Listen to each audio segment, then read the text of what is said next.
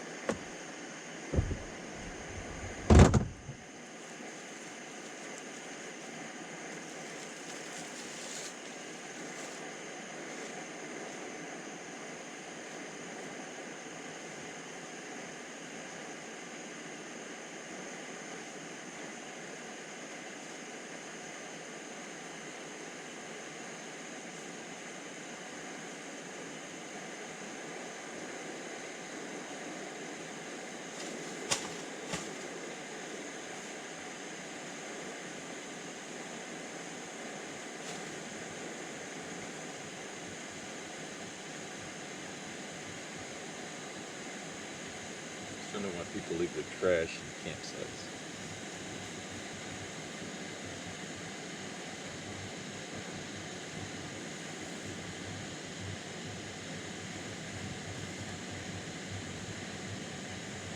It's so easy to pick up. It took like 2 seconds.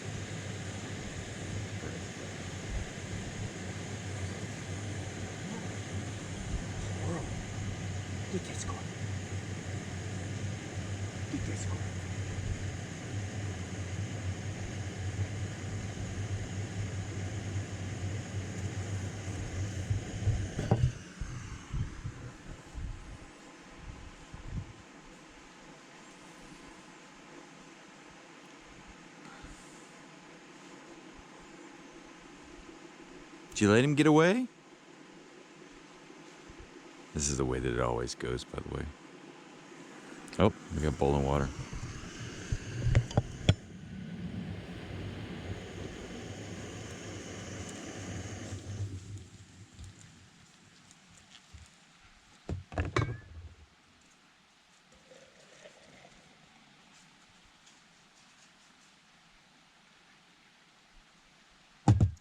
How about some coffee time down by the water, Scout?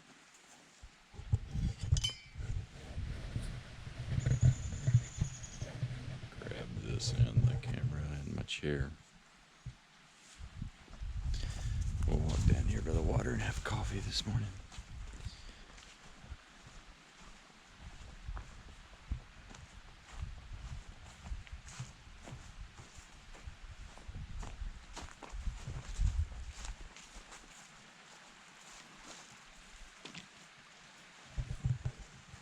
Look at that.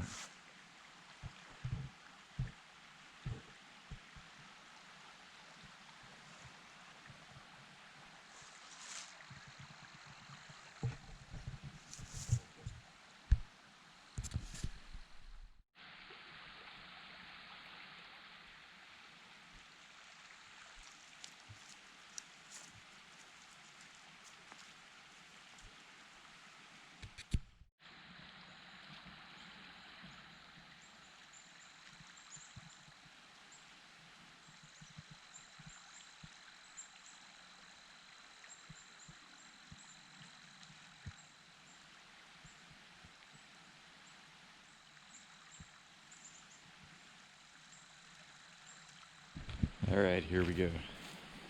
Scout and I are wandering off into the Maine wilderness again. We're gonna cross over the river, and it looks like there's a trail that goes up that side for several miles. Kind of loop back around a peak there, and we come back and backtrack, and then there's a trail that goes out to a pond or a small lake. Check that out. And got lunch packed with us for Scout and I. And we'll just see what we can get into, bring you along the way.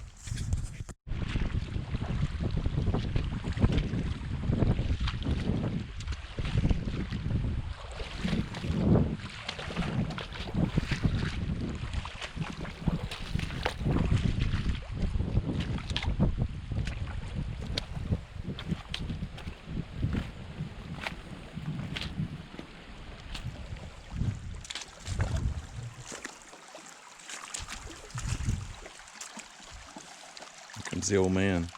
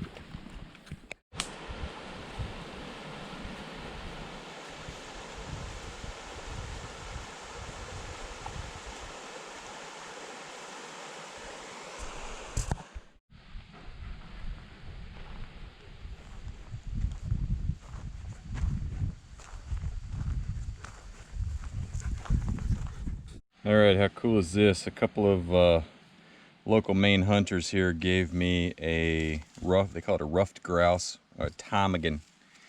I guess it's ptarmigan season here. And stopped and talked to them for a while, and they were super nice. And it gave me a grouse. So I'm gonna clean it, and that's gonna be dinner tonight. I was originally gonna do the breast with like a salt, pepper, and garlic. But they really recommended doing like a stroganoff, like a cream soup with over some egg noodles. The closest thing I got to that is what Rhett left me here. I got a cheddar broccoli spiral pasta with a cheesy cheddar sauce. I don't know, I might do it in that and do some sort of stew. We'll see, but really cool to meet those guys and talk to them. They had just tons of knowledge about this area and this forest and everything. It's super nice guys. So guys, really appreciate it. It was great meeting you, and maybe we'll cross paths again sometime. It's the ruffed grouse. I'm going to do salt, pepper, and garlic. I've decided, put them in a Ziploc and let it sit in that until I get ready to cook it later tonight. Grenade. Put it set like that for a few hours in the fridge before I cook, because it's early. It's like noon maybe, so that'll be good by tonight. All right, if you've watched any of my solar videos, this is a perfect example of why. So I have the 200-watt fixed panel on top of the truck, but I'm in the trees here because I kind of wanted this to park the truck here, this spot for camping, but I'd like to get a little solar too.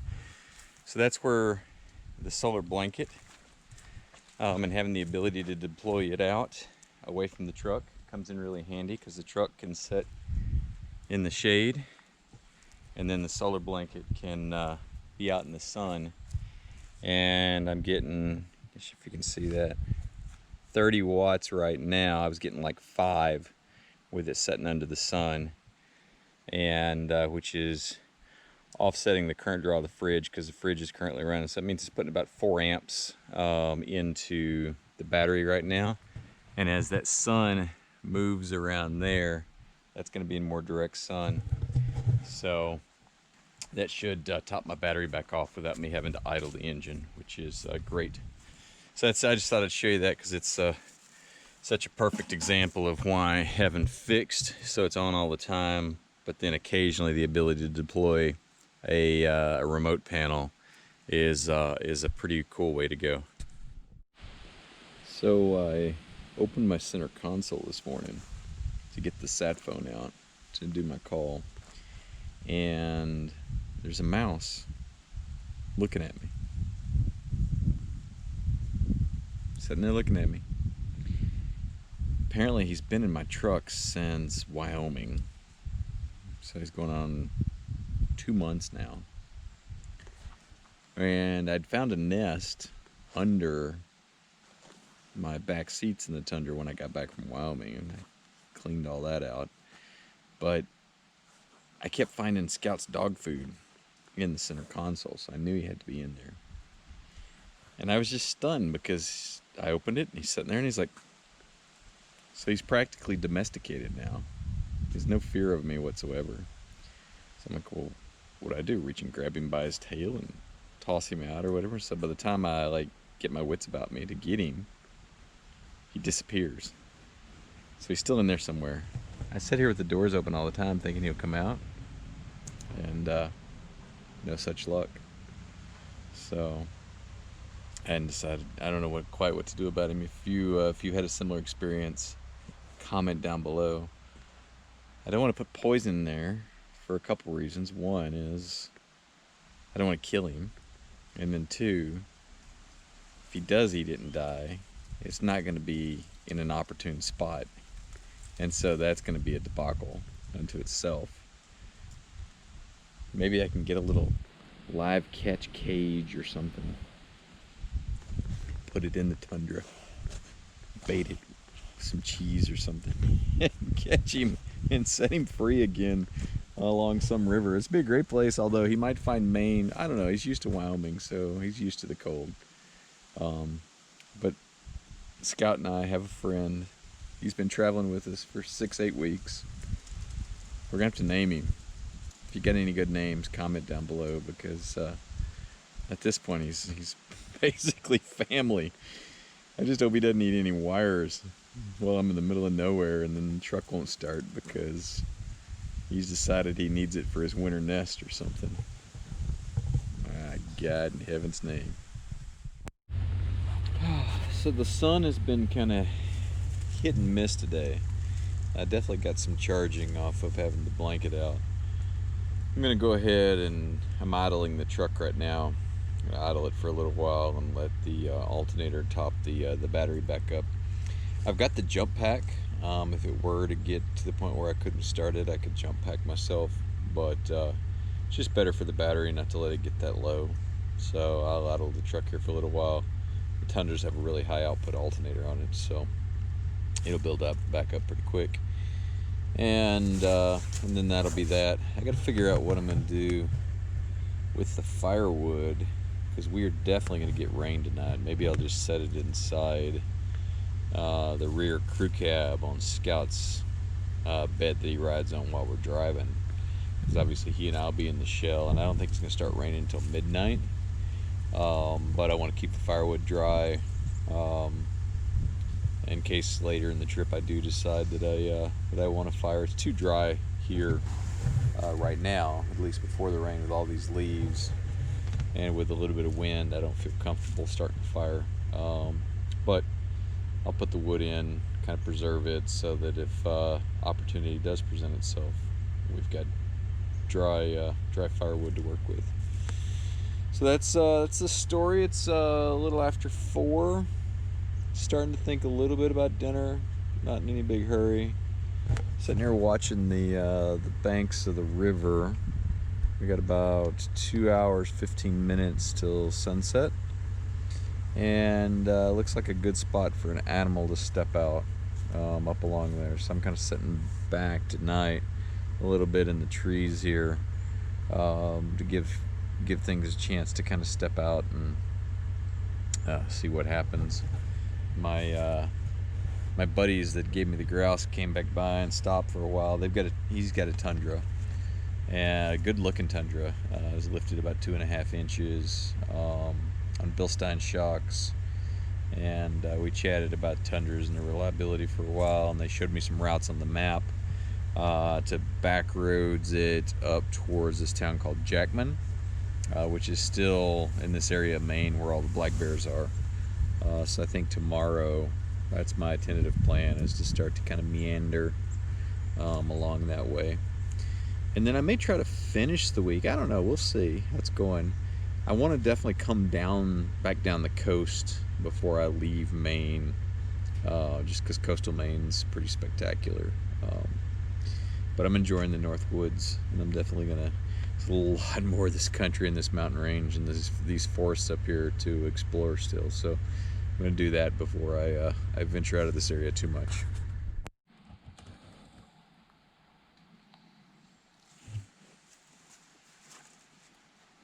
Alright, I'm going to do a little bit more involved meal prep tonight than I normally do, but I've got that grouse, and so I'm going to take advantage of that.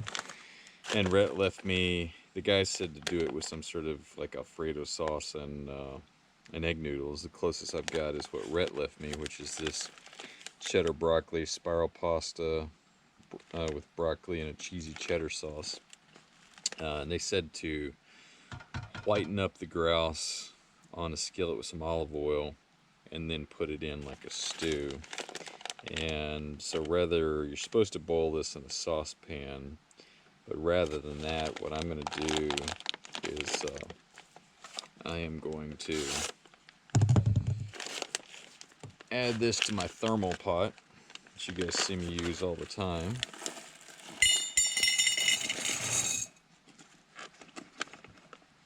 And then I am going to slice up some mushrooms to put in there, and some fresh asparagus.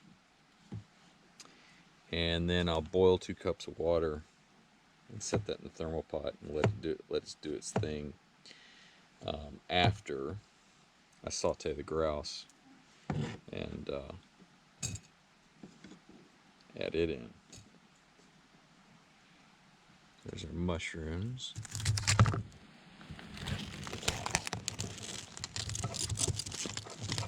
Can't do a lot of asparagus because I'll fill up my little jar, but definitely want to get the tips here.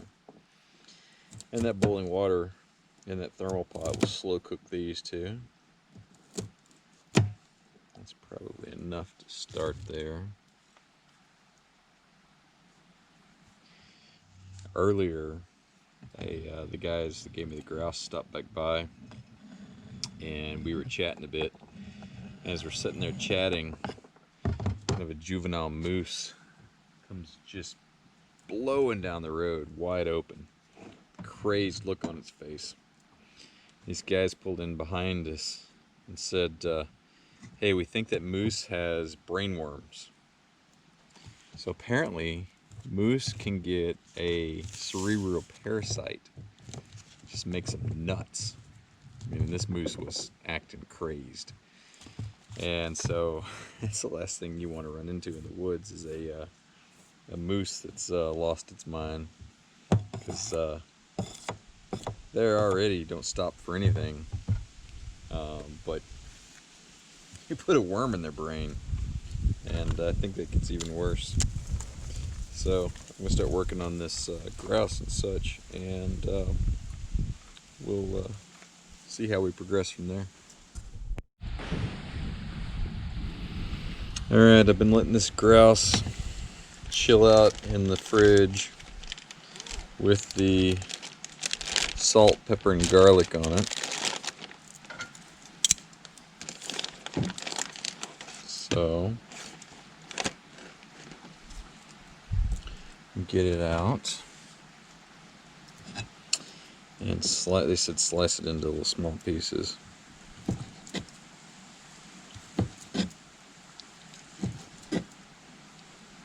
Smells really good with the salt and pepper and garlic.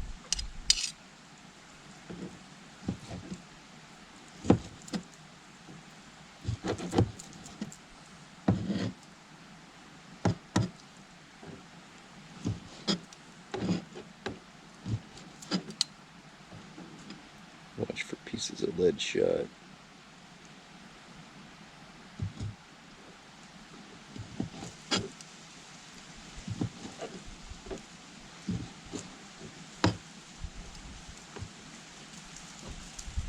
Guys did a pretty good job though, it looks like.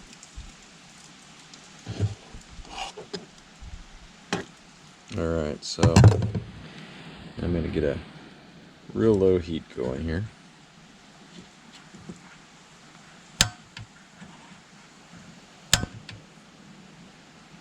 It's the beauty of this jet boil, is it has a fantastic simmer on it. I'm going to do just a touch of olive oil because I also marinated the grouse in the olive oil as well, so I don't want to overdo that.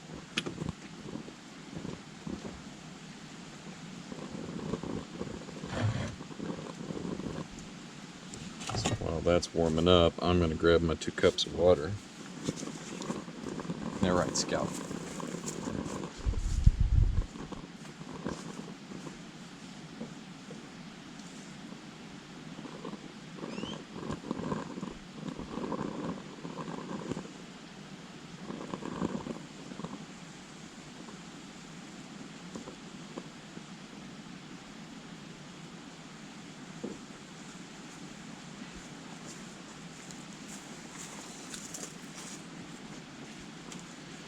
I've also got the this pork medallions from the other night left over that have been marinating for a couple days now. I don't think I'm going to need them though. I think this can be plenty, and I'm not just crazy hungry. Should put the handle on that fajita pan so I can move it around. You guys have seen me use this before, but I love this little fajita pan that my mom, Granny, as my boys call her, got me. Because it just doesn't take up any room, and you can take the handle on and off, whatever you need to do there.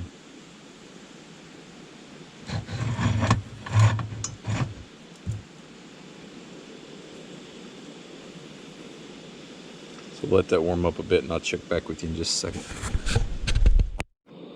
Alright, I think that ought to be pretty good because we're just going to kind of saute this a little bit. Yeah, it sounds about right. Those are little bitty pieces.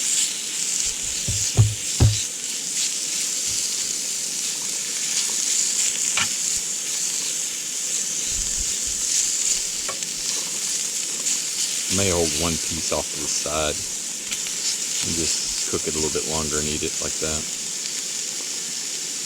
So in there, got the pasta noodles, the mushrooms, the asparagus. The grouse will go right in, boiling water, put that in, let it set for 20 or 30 minutes. That'll make the pasta and the cheese sauce, and then you shake it up, and it'll coat all the vegetables and the grouse and everything like that.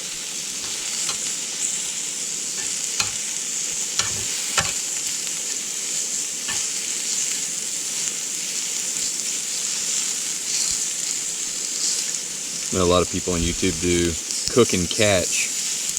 This is pretty close to the same thing. This is a very fresh grouse,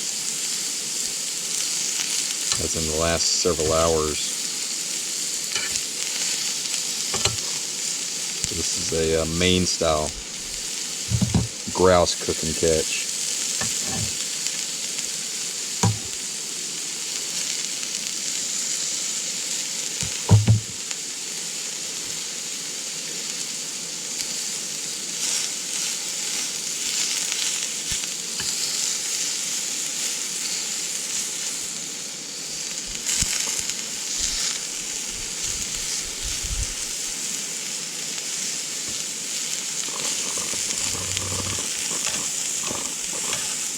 At first I didn't think there was going to be that much meat to a single grouse, and if you were feeding multiple people, you definitely need to get more than one. But for just me, especially mixing it with pasta and vegetables and a sauce, this is going to be plenty.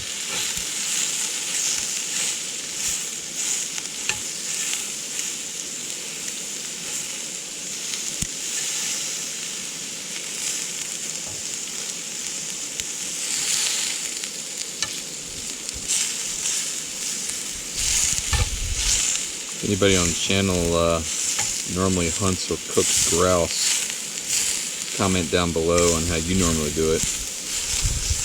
The popular opinion here in Maine seems to be with an egg noodle and an Alfredo sauce or a stroganoff style preparation. I was originally, like, out when I lived out Northern California, pheasant. You get pheasant steak sandwiches, garlic pheasant. And so they just like garlic the heck out of them and do them that way. That's the route I was headed down, but they suggested this, so we're gonna give it a whirl.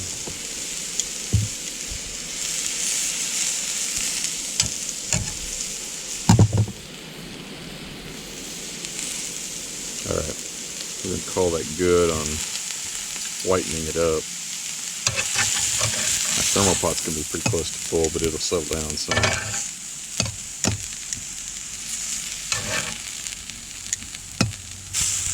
These pieces we may just eat. Alright, so there's that.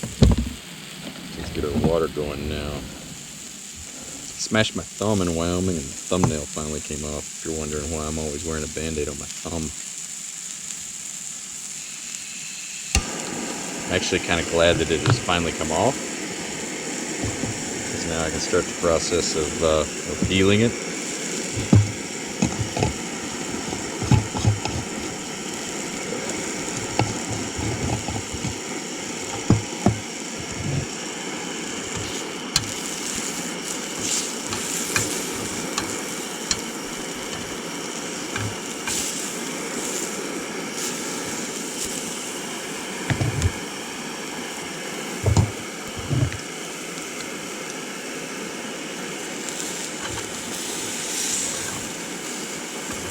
Pretty done through and through, even on those bigger pieces. Move it off the direct hot spot there for a minute.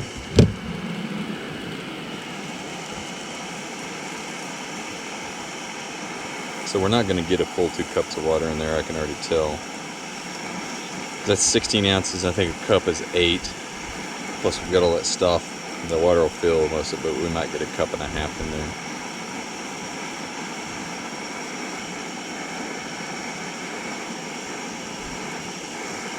Over across the way here, starting to get a little bit of color on Spencer Stream. It's really quiet in these forests in Maine. I keep thinking around last light is a great spot on that opposite bank over there for something to step out and look at me. So maybe we'll get lucky. That water ought to boil any second. It jet boils fast, as you know. Set it back up there. Sorry for the jerking around.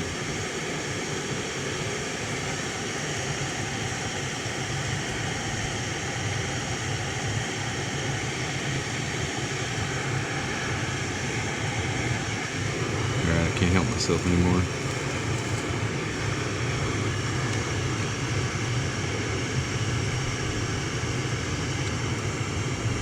Good. That's going to be awesome.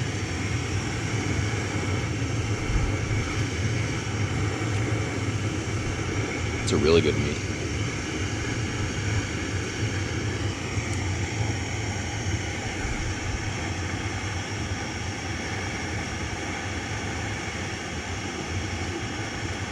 Oh, here comes our boiling water.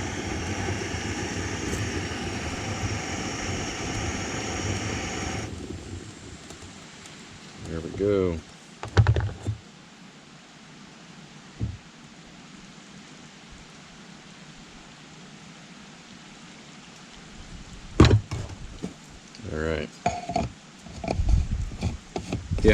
I thought about a cup and 3/4 is what we got in there.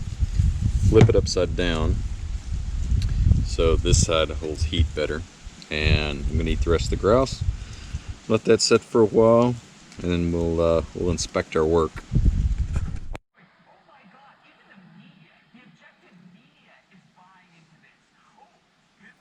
Alright, it's time for the reveal. It's been sitting in there 20-25 minutes.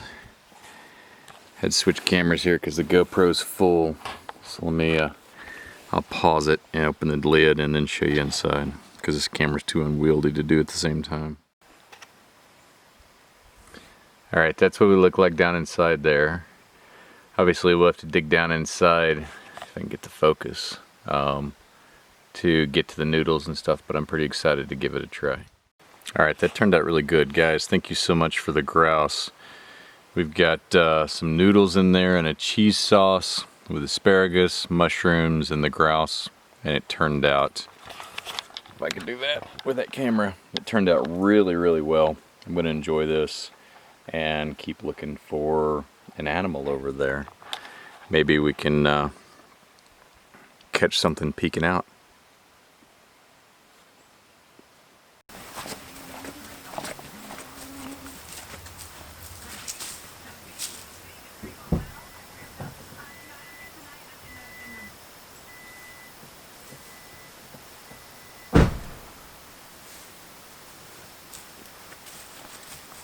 Alright, I'm going to go ahead and get things kind of organized here so that I don't have to hustle around when it starts raining later. Do a little dishes action here. I love using these food jars because it is so easy to clean up.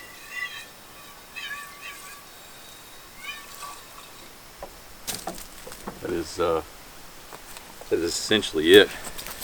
I'll give it a wipe with a paper towel, but that's the extent of the dishes tonight. I'm all about efficiency.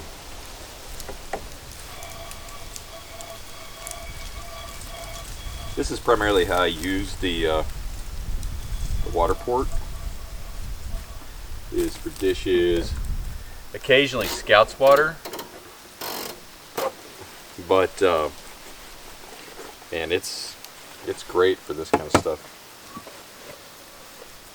I have 3 gallons of running water kind of on demand. Alright. The light is green, the dishes are clean. So my other chore item is I gotta move the firewood into the crew cab so that it doesn't get wet tonight.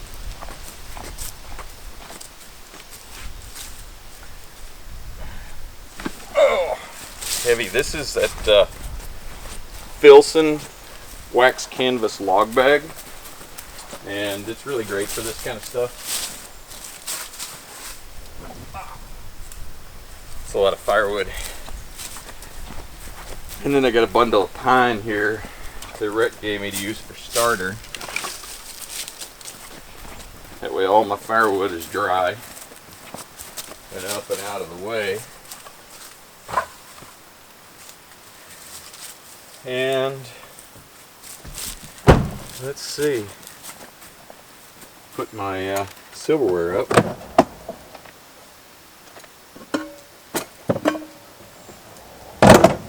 That's the extent of prep tonight, I think. Scott and I can kick back and relax. See if we can film something cool.